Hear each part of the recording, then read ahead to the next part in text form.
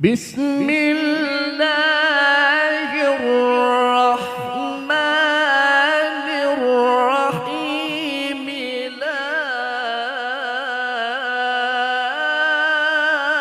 أقسم بهذا البلد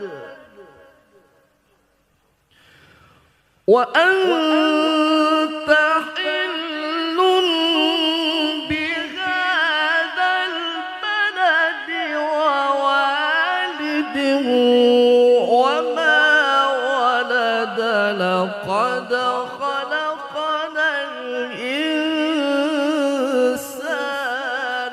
في كبد. أيحسب أن لن يقدر عليه أحد.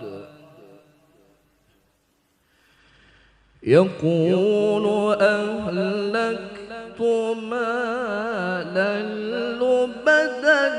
أيحسب أن لم يره أحد.